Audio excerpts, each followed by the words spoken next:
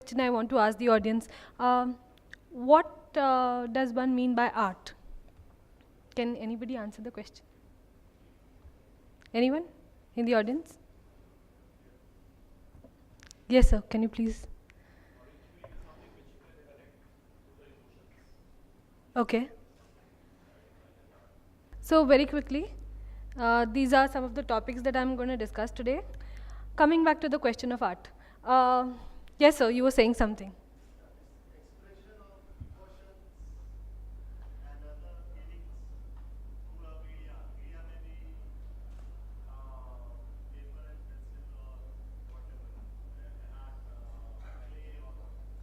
Absolutely. So basically, art is something that people associate with something that is open to interpretation, that kind of evokes a different emotion in every onlooker. It has every interpretation is a valid interpretation. There is no right or wrong when it comes to art. So this is a very famous piece by, can anybody guess? Yes, thank you. Whereas design is, while it is to do a lot with aesthetics, the purpose is quite different. So, what essentially is the difference between art and design? So, design doesn't leave anything to anybody's interpretation. It has to deliver the same consistent message across every user, every geography, every person. The perception has to be exactly the same. It is often a solution to a problem, simplification of information, or it can be an answer to a question. So very simply put, these are some examples of design. So this is a map of, this is a transportation map of Mumbai. So if I have to get from point A to point B, there can't be any confusion in my mind as to how do I get from one place to another. Whereas this is another example of a poster that IKEA came up with as to how to make a certain recipe. And they have just placed images of the ingredients that need to go into the recipe.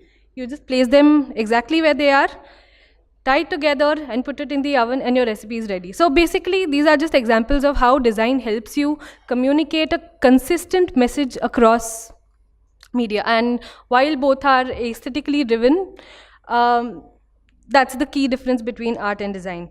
And because it's always answering a question, that's how we named our company, Therefore Design. So we are a design services company, and we are mainly into research, communication design, and product design. These are some of the clients that we work with. So there are many startups, there are lots of international and national brands that we work with. These are some of the awards and recognitions that we've won over the years. So there are key considerations when it comes to design, and I'm going to take you very roughly through the process of how we go about designing. So this is roughly the 4-step process that we undertake at Therefore. The first step is to ask. Why ask? So this is the research phase where we try and get as much information about the user, what the brand stands for, because at the end of it, the brand is trying to communicate its values, what the product is, to the consumer so that the right product reaches the right consumer. We also look at the marketplace. We research the entire ecosystem of the product. The second stage is that we interpret this entire data that we've collected, and we kind of come to some important insights or identify opportunities where we can kind of intervene as designers. The third and the most important stage is to envision, so which is essentially the design stage. So design as such is a very iterative process. So like art, there is no absolute that, okay, this is the perfect design and no other design can replace it. But it's an iterative process. So we kind of go back to the consumer or go back to the client saying that these are some of the options that we've come up with, and what do you think? And based on what they see, we kind of take their feedback into consideration and go back to them with refinements. And this process kind of goes into loops till we come up to a point where we say that, okay, this is an interesting example, this is an interesting option, and let's go ahead with this. Which brings us to the realize aspect of it, where we actually sit down and detail each and every aspect of the design and deliver it to the end customer. So after this, I'm just going to take you through a few examples of how we implement this design process. There are some important questions. So I keep saying this, that design is an answer to a question, and what are the questions we are trying to answer with design. So what is an interesting question. So what is the nature of the product? What is the urgency for the product to reach the market to? What is the purpose of the product? So these are some of the questions we ask when we start some packaging. So this was an interesting project we did. This is packaging for a chicken brand. So when they came to us, they were facing some problems with the sales, and they asked us how could we help to kind of improve the sales. So we looked at the packaging and we found out that people were kind of being put off by, this was fresh chilled chicken which needs to be consumed within 2 or 3 days since packing. So there were very simple things that people were being put off by, like blood stains on packaging and the way the claims were made on the pack and so on and so forth. So the simplest solution that we came up with was change the tray from white to black. It seems like a very simple solution, but half the problems were solved with that. We just added a small sheet of absorbing material at the bottom of the product, which helped absorb the excess blood or the excess liquids that came out through the process. So these are small interventions that help increase sale, or whatever you want to call it. The other important question is when is the product being consumed? Is it day or night? Is it limited by seasonality? Is it occasion? Is the frequency something that drives the sale of the product? So here is another interesting example of another project that we worked on. So Haldiram's approached us with one of their offerings, which is flavored nuts. So your almonds and cashews. So essentially, traditionally, giving nuts as gifts during Diwali or during festivals is considered very common, but it's kind of a mommy daddy generation gift. So people don't give nuts as gifts anymore. So people my generation or younger, they probably don't do that. So here's something that we found that it was a very good opportunity for us to look at. So when can the product be consumed if not be given as a gift? So we looked at different scenarios where people could consume the product at home, during a party, during a break. So it's a healthy product by nature, and it can be consumed anytime and anywhere, packaged in the right format. So we suggested that they go with something like a canister. So essentially the material and the processes that it uses also comes from the research that we do, that how is it that people would like to interact with the product. So when was the question we kind of answered with this packaging. Where is another interesting question that we need to answer very often. So geography, whether home or outdoors, whether alone or in a group, how is the product, where is the product being consumed? When we started working with Vadilal, they had just started exporting ice creams to the US market, and what they wanted to communicate was that this is the same ice cream you ate in India, and it's the same natural ingredients that or the same flavors that you get in India, because these are some flavors that you don't get in the US very commonly, though it's kind of become very generic to us. So communicating these things on the pack was very important. Vadilal being a a Gujarati brand, it was also very important to communicate the fact that these were vegetarian ice creams and they were made from pure milk. So the Indian diaspora that lives in the US or Canada, it's a very big aspect for them to know that this is not been adapted to American tastes, but this is the same good old Vadilal that they probably had when they were kids.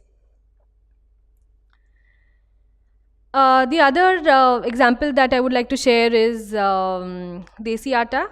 We worked with Future Group on this. So when Desi Atta started making, when Future Group started making Desi Atta, the ethos was to bring the whole idea of locally made atta available at convenience stores everywhere, or in modern retail kind of scenarios.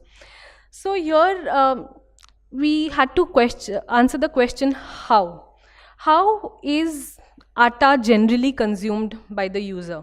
How is it dispensed? How is it bought?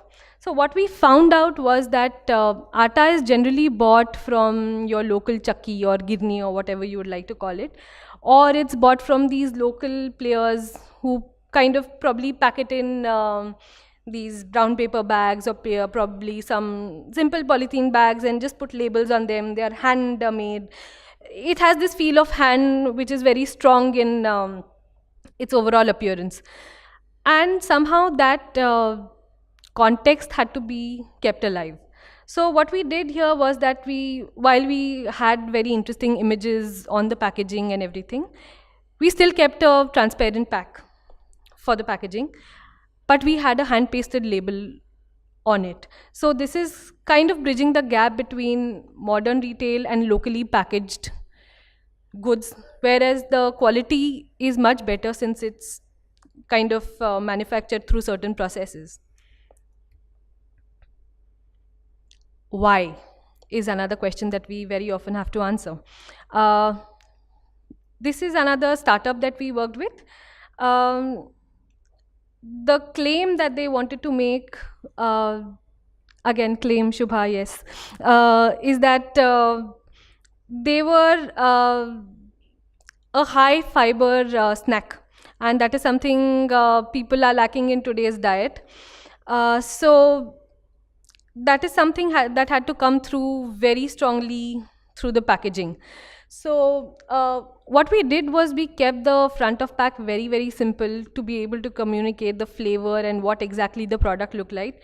We made the back of pack very, very rich, because this is a trend that we've kind of come across, that people have actually started turning and reading the labels, that what is going into my product. Does it have too much sugar? Does it have too much fat? Does it have XYZ?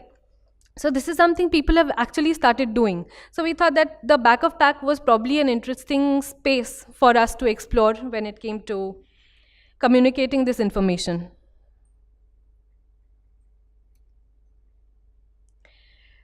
The next example is of another startup that we've worked with, and this is an interesting one. So this was a marinade company. So essentially what you could do with the product is that you could make kebabs at home. So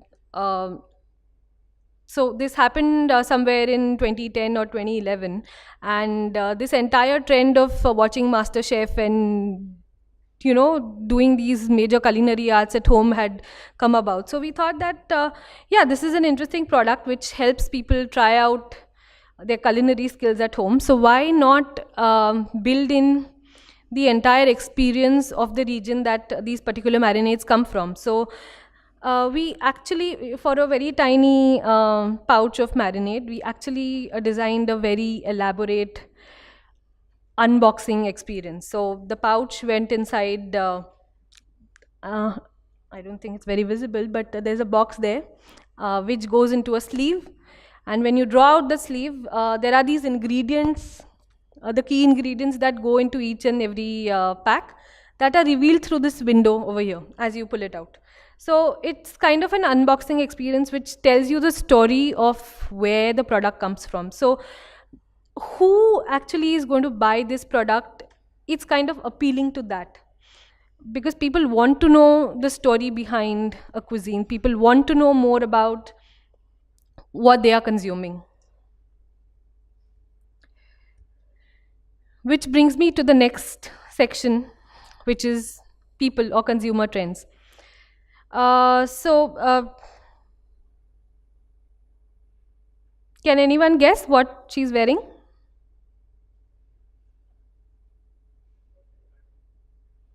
Yeah. So, conscious versus socially conscious.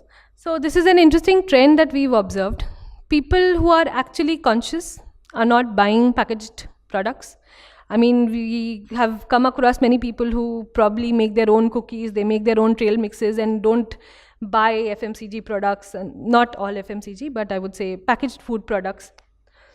Whereas there are the biggest market for food companies is actually the socially conscious, who's people who want to buy the good cereal, people who want to buy the healthy cookie, people who want to buy the healthy noodle. So that's the divide that we are talking about when it comes to social trends. The other trend that we've come across is that people want to indulge in elaborate experiences. So people have kind of moved on from just wanting to possess a lot of material things to indulging in experiences. And the interesting thing that has happened is that people expect the same kind of experiences throughout. So if I can actually locate where my cab is on an Uber app, so I actually want to know what my packaging does, or is there any other information that packaging is giving me. Apart from that, people also need uh, multisensorial experiences through the packaging that they interact with.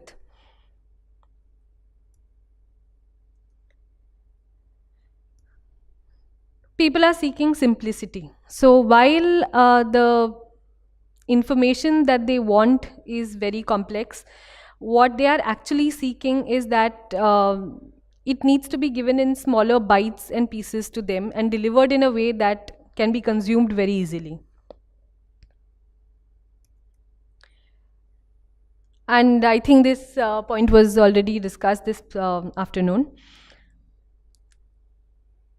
The attention span is ever decreasing. So actually, which is a very good opportunity for packaging, because people can just swipe up an ad, they can just click on some other window and your ad is gone. You can just change the channel and the communication is over. But a packaging, even if you're eating a bag of chips, which is like maybe considered as mindless eating, you have the packaging in your hand till the bag of chips is over. So the interaction with packaging is much, much higher, and that kind of gives us a very good opportunity to communicate with the consumer. So how does it all tie in together when it comes to something like sustainability? So I just wanted to take you through this example. Uh, this is a set of products that we designed very recently for a company called Yash Papers. And these are products made out of bagasse. So bagasse is essentially sugarcane residue that is left after making of sugar. And through this is kind of a case study where we tried to answer the why, what, when, how, who through the entire process. So here's a very quick video.